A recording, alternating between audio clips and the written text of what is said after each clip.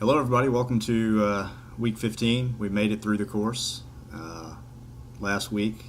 One more week of exams, of course. Um, but yeah, it's kind of crazy. It seems like things go by pretty fast. Okay, a few announcements before we get started. First one is that the last discussion question is posted in Canvas now.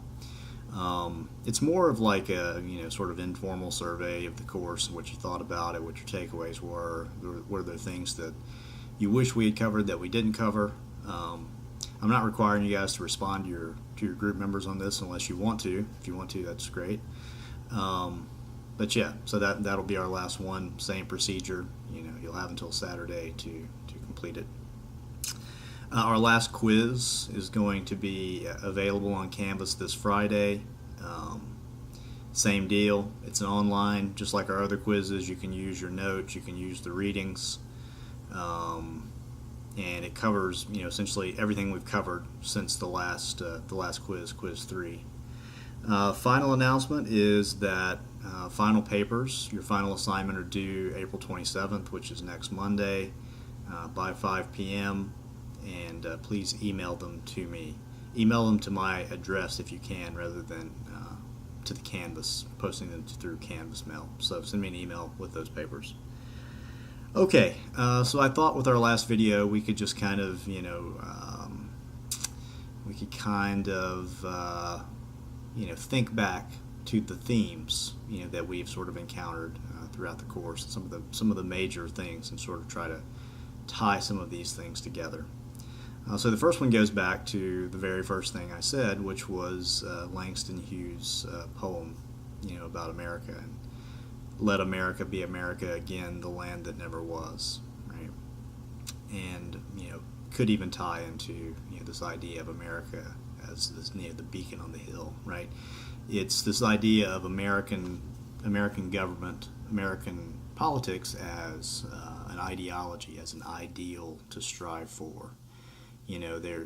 The ideal being perhaps what Jefferson and company said in the Declaration of Independence, when we hold these truths to be self-evident, that all men are created equal, and have certain inalienable rights, chief among them life, liberty, pursuit of happiness.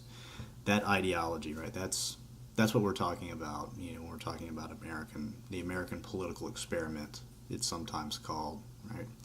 And I've said many times throughout the course, people often cite American history as a march towards realizing that ideal. Um, Now, where are we today on that ideal?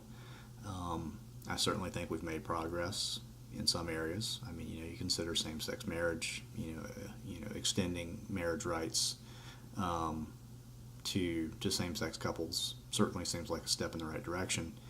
However, I look at the growing economic inequality in America, where the 1% controls 90% of the wealth or more.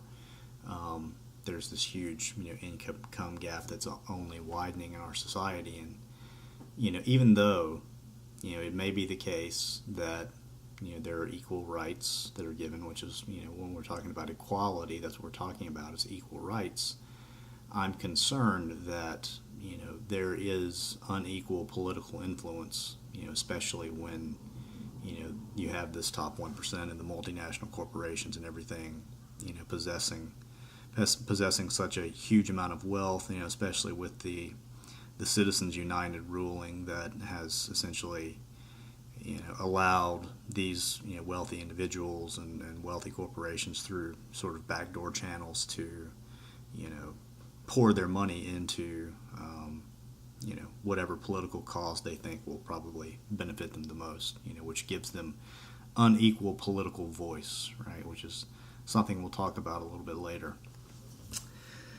So another theme besides America as an ideal and trying to realize that ideal is this idea of central government versus state government, right? Federalism, right? And the balance between having a strong central government and strong state governments and local governments. Of course, this debate goes all the way back to the Federalists and the Anti-Federalists, with the Federalists, of course, supporting a stronger central government, saying that was necessary to sort of, to make the government function and to, quell the danger of factionalism, right, where you have factions that combine to essentially, overthrow the legitimate government, versus the anti-federalists who said that, if you give too much power to the central government, it's going to result in tyranny, so.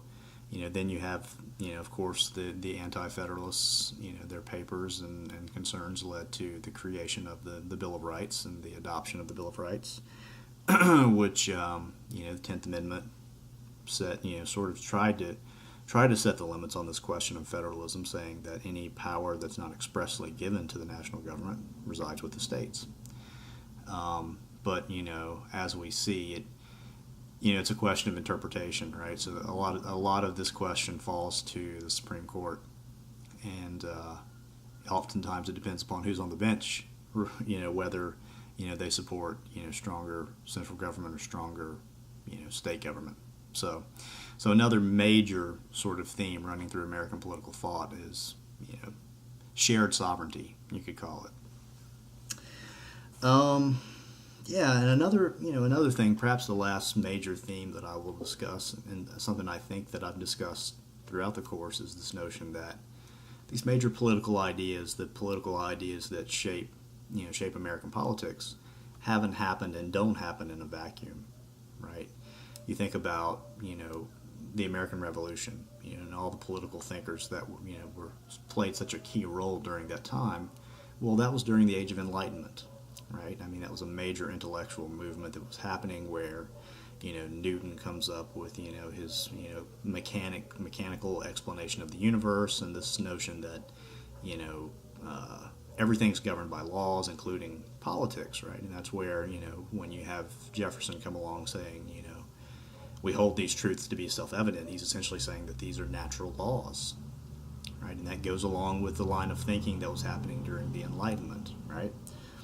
With slavery and emancipation, that also didn't happen in a vacuum. That happened in the midst of sort of westward expansion, of the United States, and adding new states, and the tension that was coming up with that, and sort of the mercantilism in the North versus the agrarianism in the West, and how the North was outpacing the South, economically, financially.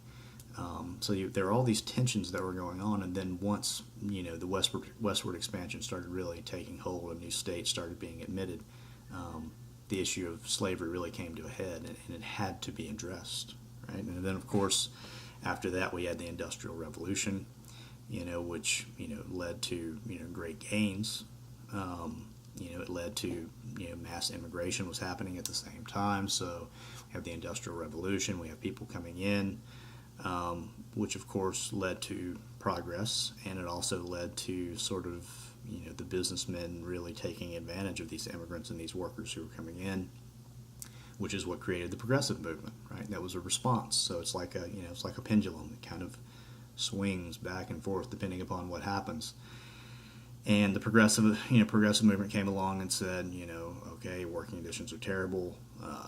The common citizens are being taken advantage of. Government needs to play a stronger role in taking care of social welfare, because society is, the political parties and such are not doing it right. So that's what kind of led to this emergence of the progressive movement.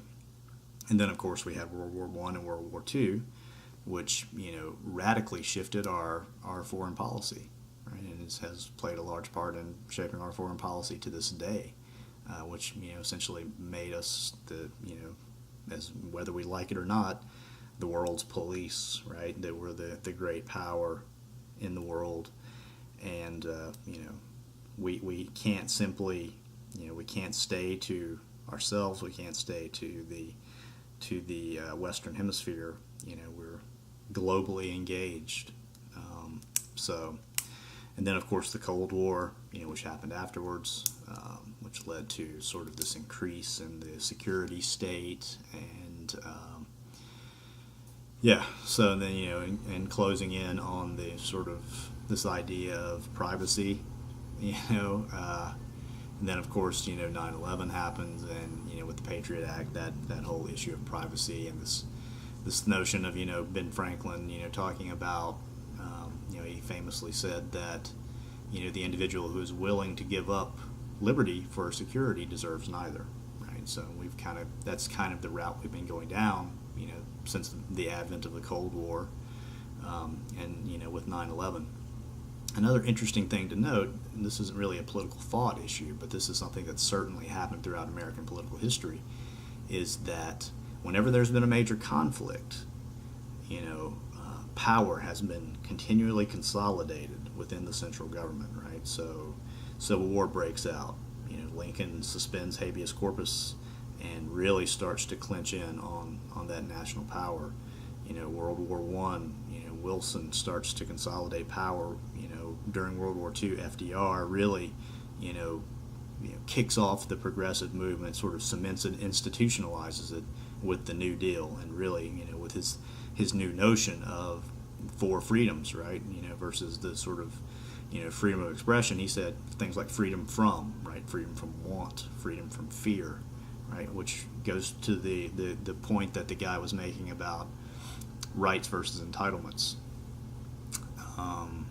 So yeah, that's the thing to keep in mind, and it's, you can look at most major political movements and you can see that, they are greatly influenced by the contextual factors that are happening, not only in the United States, but, throughout the rest of the world. And in times of crisis, you can look for a consolidation of power by those in the national government. They see that as their chance, right, to take that power, and once it's taken, they don't give it back. They don't give it back, right? I mean, it's, ideally you would think, okay, they take the power for, during this time of crisis or whatever, because they need to make quick decisions, although, it's questionable whether that happens. But they don't give it back. Ideally they would give it back, but that doesn't seem to happen. Okay, so this last point, and the point, of the discussion question, which I thought you guys did a nice job with, was sort of this notion that the central tension, in American politics is this tension between freedom and equality, or perhaps better put would be the tension between liberty and equality, right? So, what are we talking about when we're talking about those things, and why is there a tension between them? Because I believe that there is a strong tension between liberty and equality, right? So let's start with equality, right? What are we talking about when we're talking about equality? Are we talking about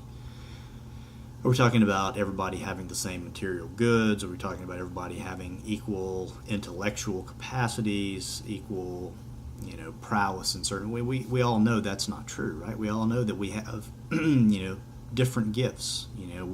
Some people have greater intellectual gifts than others. Some people have greater athletic gifts than others. Some people are more wealthy than others, right? So what are we talking about when we're talking about equality? Especially in politics, we're talking about equal rights, right?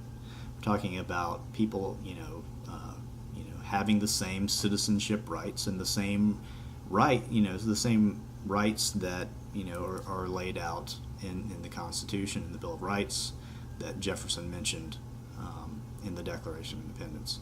So that's what we're talking about when we're talking about equality. We're talking about everybody is an equal political player and everybody's an equal citizen within society, right? And something to keep in mind when we're talking about this is that when I ask this question, this is a theoretical question. It is a practical question, but I'm getting more at the theoretical aspect of it, of like, I'm not talking about the implementation of equality and liberty. I'm talking about the concepts themselves, right? So, because the implementation, we can all say, just like Langston Hughes said in the beginning, the implementation obviously has not been there throughout history. Seems like we're making progress towards it. Martin Luther King's statement, the moral arc of the universe tends towards justice, right? That we'd like to believe that. We'd like to hope that that's what's happening. But anyway, I'm talking about the concepts themselves. So we have this concept of equal rights, right? Equal political rights. But that's only one aspect of the spectrum, right? Because, we're not there yet, but we're making progress towards equal political rights for our citizens. The thing that's concerning to me is what I mentioned earlier, which is political voice, right? right? And those are two very different things. You can have the right to be married. You can have the right to petition your government. You can have the right to peacefully assemble. But if you don't have political voice, then you can't exercise those rights, right? Essentially, those rights are moot, or you can't utilize them. So what am I talking about when I'm talking about political voice? I'm talking about you need to be educated, you need to have skills, you need to have resources, and we look in society and we see that there's been this consolidation of the resources and the skills and the education within certain groups of people, right? So it's the educated who have the political voice to step out and make changes, and that makes sense. But where does that leave the people who actually are in the greatest need politically of having sort of equal status, right? They don't have the education, they may not have the resources to exercise their political voice. And when you have unequal political voice, it's going to lead towards unequal political rights. So I think we're in major trouble with that. And there's a video link that I'm going to sort of post with this particular video. It's talking about, I can't remember if I've showed it in this class or not, but the growing economic inequality in America. And I want you guys to take a look at that because I think that's very troubling. But anyway, so talking about equality, we're talking about equal political rights, but we're also talking about equal political voice. So liberty, what's liberty? What's freedom, right? Well, when we're talking about liberty, we're talking about, and this is perhaps a distinction I should have made in the question. I'm not talking about it, writ large, the grand idea of freedom. I'm talking about individual liberties, right? The freedom to, we as Jefferson laid out, and as the founders said, we are born with these freedoms that we can, that we should have the right to exercise. The right to express our thoughts freely, the right to practice whatever religion we want, the right to peacefully assemble if we want to. So all these individual liberties, right? So, and that's great, and that goes along with the whole American ideology, the rugged individualism. We're all individuals and we can do what we want, and this is the land of opportunity.